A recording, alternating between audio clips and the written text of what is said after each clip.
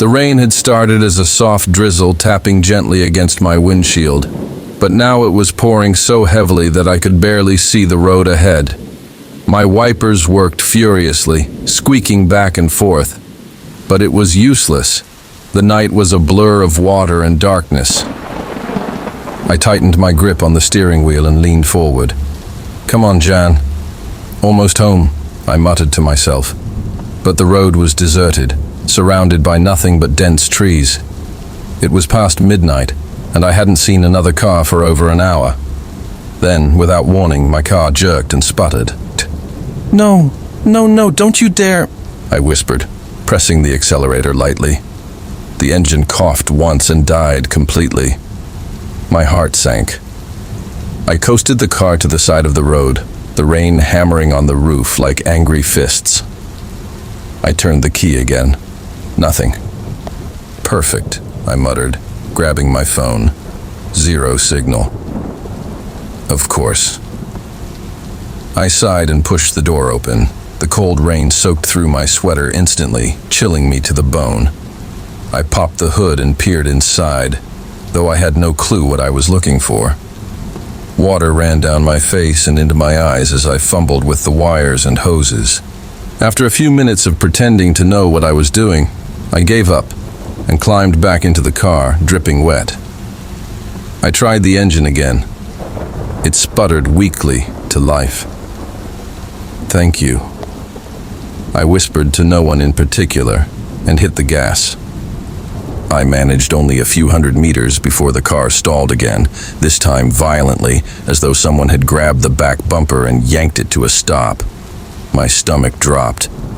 Why is this happening to me? I looked around, but the rain was so heavy I couldn't see more than a few feet into the trees. My headlights looked dimmer than before, like the darkness was swallowing them. I got out again, water soaking my sneakers instantly. "Hello?" I shouted, but my voice was drowned out by the storm. And then I saw it. Through the sheets of rain, half hidden by the forest, was the faint outline of a house. One upstairs window glowed with a pale yellow light. Relief washed over me.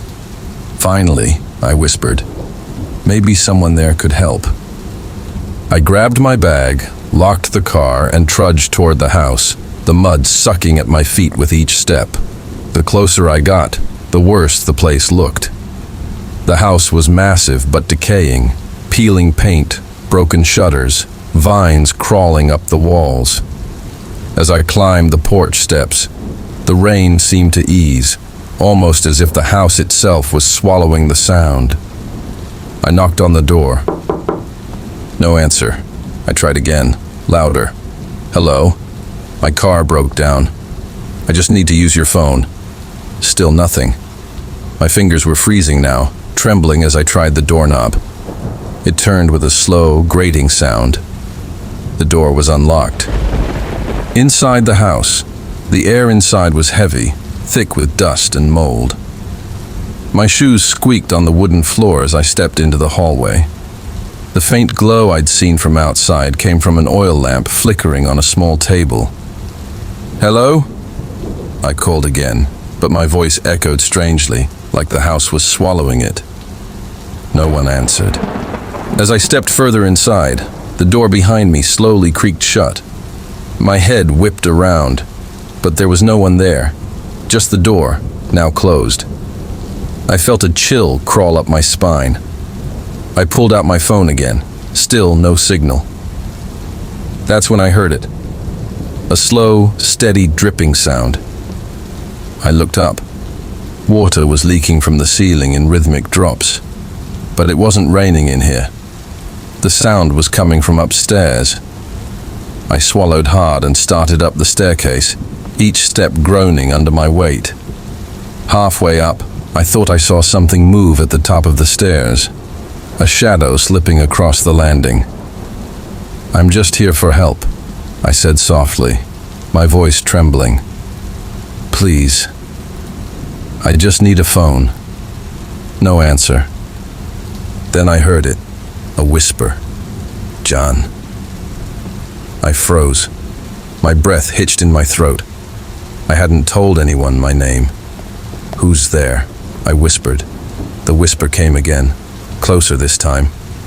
"You shouldn't be here." One door at the far end was slightly ajar, a sliver of light spilling into the hallway. My heart pounded as I approached. I pushed the door open and stepped inside. It was a bedroom, long abandoned, yet the bed was neatly made and a single candle flickered on the nightstand. But what made my skin crawl were the photographs. Hundreds of them, pinned haphazardly on the walls. I stepped closer, my stomach twisting.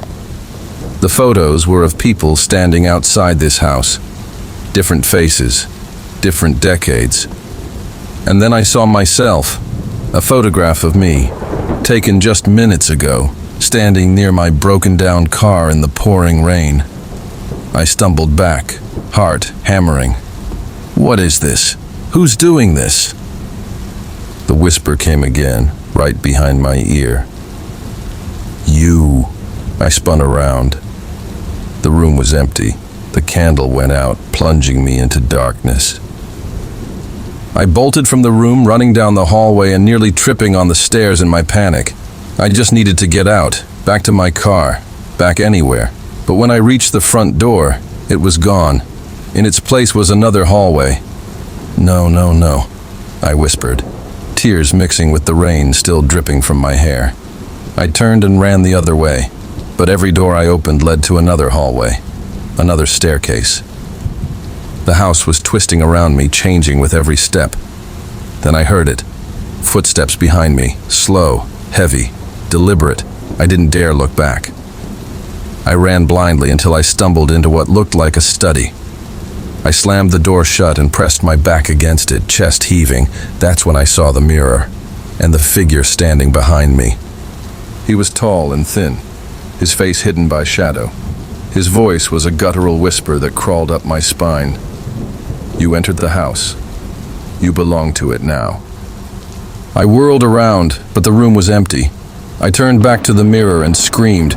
My reflection was gone. I backed away from the mirror, hands trembling, until I felt a doorknob behind me. I grabbed it and pulled. The door led outside. I didn't question it. I sprinted into the storm until I saw my car. Somehow, impossibly, the engine was running and the headlights were on. I jumped inside and slammed the door. The car roared forward as I sped down the road, the house vanishing behind me. Only when I was miles away did I dare to slow down. My hands were shaking as I reached up to wipe the rain from my glasses. And then I saw it. There was no reflection in the rearview mirror, just an empty driver's seat. The next morning, my car was found abandoned by the roadside. The doors were locked. There were no footprints leading away from it. And the house in the woods, it was gone.